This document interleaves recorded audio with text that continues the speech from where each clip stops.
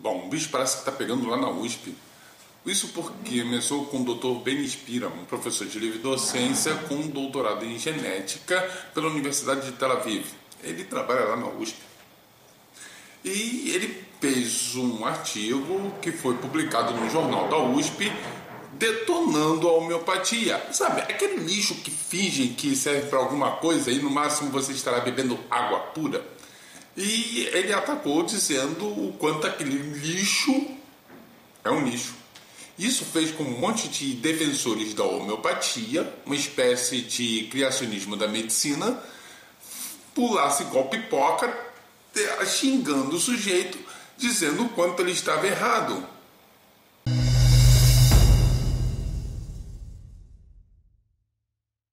Três desses profissionais foram o Dr. Lucas Pacheco, a Clarice Vaz e a Valéria Dias, que trabalham com homeopatia.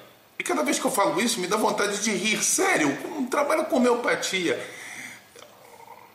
E as principais defesas são nenhuma. No máximo, começaram a xingar o cara. Ele já está até na ponta da mira da lança do cara de ser processado. Pelo quê? Meu Deus, falaram mal da minha água com açúcar. Bom, deixe-me dizer então o que é o problema da homeopatia. É todos possíveis e imagináveis quando você não consegue comprovar o porquê que aquilo funciona.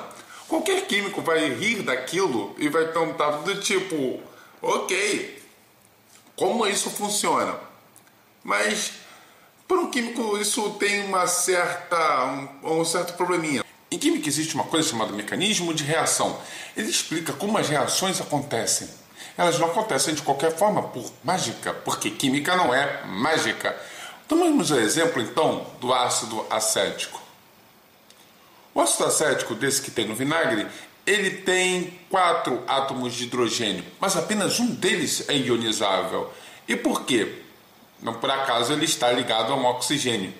E o oxigênio é eletronegativo e ele rouba elétrons do hidrogênio. E o hidrogênio vai para a solução sob a forma de H+. Você aprendeu isso em química no ensino médio.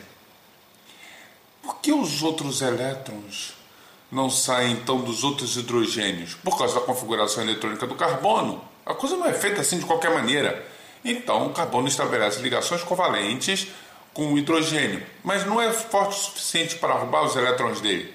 Assim, se você for reagir hidróxido de sódio com ácido acético, você sabe exatamente qual parte o íon sódio mais vai entrar e de onde sairá o hidrogênio e qual comporá a água. Por que não sai então o hidrogênio do hidróxido de sódio se combinando com a hidroxila do ácido acético? Por causa da configuração dessa molécula. A química explica isso. É para isso que existe química. Explicar como é que as substâncias reagem e interagem entre si.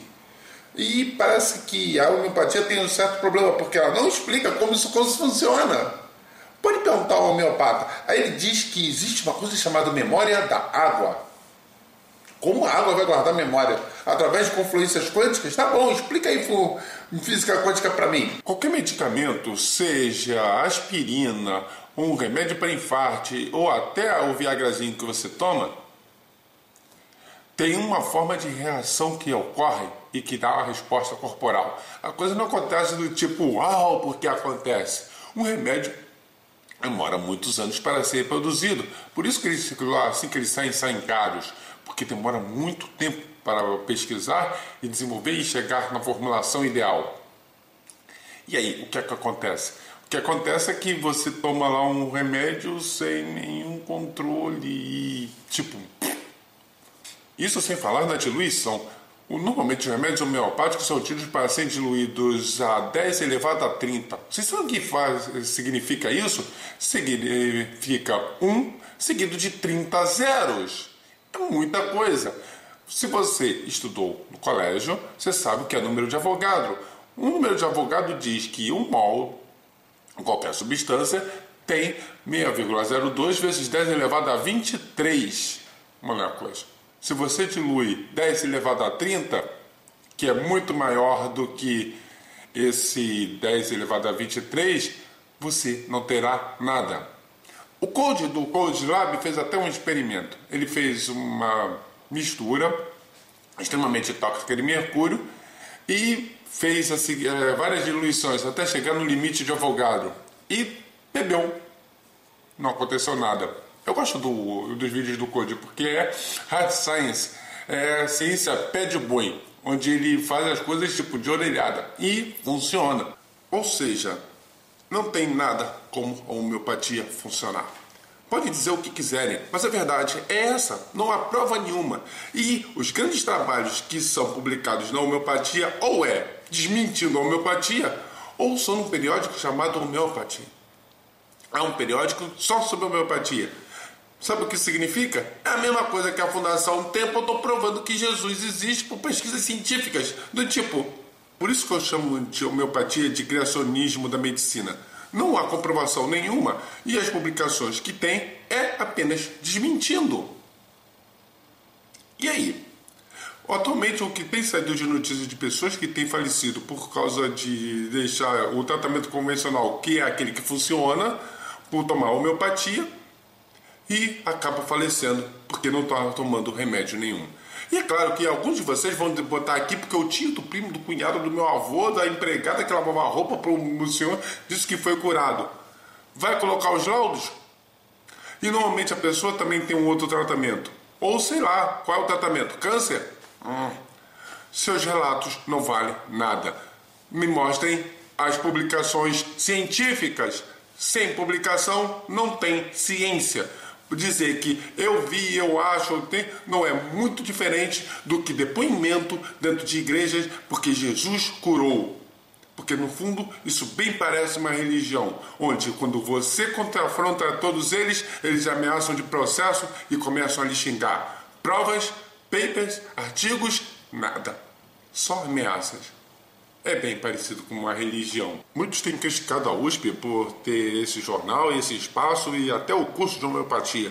Mas não é culpa da USP se, por resolução e por lei, foi definido que a homeopatia é especialidade médica. Esse lixo precisa sair dos currículos o quanto antes.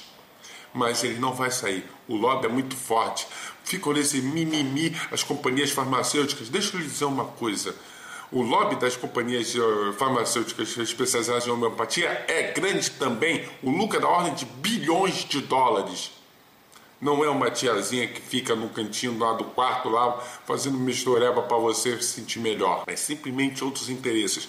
Mas naquela frescura de as grandes companhias farmacêuticas, as pessoas estão sendo enganadas. Esse é André do seu ceticismo.net e eu vou ficar batendo nisso, nem que seja gota a gota, e não vou diluir.